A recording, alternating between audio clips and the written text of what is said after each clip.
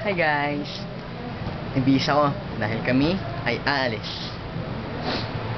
Ito nyo naman. Pogi.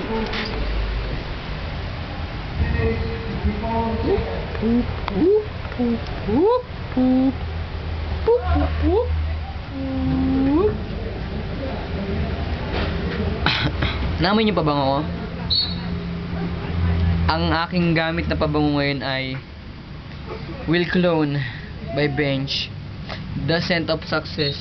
Meron na tong EDT o ED Toilette at meron din itong mini size na nagkakahalaga lamang ng 85 pesos. Kung gusto niyo makaamoy at malanghap ang napakabangong pabangong ito, pumunta na agad sa pinakamalapit na Bench store nationwide. Ito ay ni-endorse ni Kuya Will, kung saan napakabango naman talaga naman. Kaya sana Kuya Will, bigyan mo ako kahit isa lang. Dahil paubos na ang aking stock ng Bench Cologne. Magsitigil tayo sa cologne. Alam nyo ba, ito sa baba ng ano namin, may nagbabasketball. Ayan. Masyado sila nagbabasketball. Basketball. Hindi nyo ba alam na ang basketball, ay bibigyan ko kayong trivia. Kasi ganito, ang basketball is nauso noong Middle Ages. Mga sinaunang tao, una kasi ang basketball wala pang bola. Bale, isa siyang parang wooden cylinder na parang ano na sepak, bola ng sepak. Para siyang bola ng sepak na kung saan is merong basket. Yung asling basket walang butas. Ay, walang butas sa ilalim, basket lang talaga.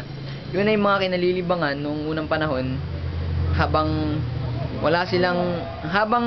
sinasabay nila ang pagkukuha ng pagkain. Habang sila ay naghahanap ng pagkain, naglilibang muna sila para masumigla ang nilang panghuli. Mga pangangaso, mga ganun. Itong basketball, ito yung parang pinakasakit ito sa hindi naman pinakasakit, parang sikat na laro. Na kung saan, dito sa Pilipinas, ang sikat na asosasyon ng laro ng basketball dito is ang PBA, Philippine Basketball Association. Masaya dito, masaya makapasok doon sapagkat maraming iidolo sa'yo kung sakaling makapasok ka ron, at may raming tayong Pilipinong napagaling basketball. Sa ibang bansa naman, international is the National Basketball Association. Doon ay iba't ibang states, iba-ibang mga bansa naglalaban para lang sa championship. Last season nanalo ang Mavericks Dallas kontra sa Miami. Kuwawa naman yung Miami, Dami naman last dun, pero kinuwawa pa rin sila ng Dallas. Idol ko talaga Dallas kasi si Tito Dirk Nowitzki nandoon. Kaya ayun na naman. Sige na. Nagbigay lang ako ng kalaman tungkol sa basketball. Kaya sit back, relax, and enjoy watching the show of basketball. Okay, nabigay lang ako ng trivia, kaya bye-bye. Next, kayo bahala. Anong trivia? Secret. Next time, bye-bye.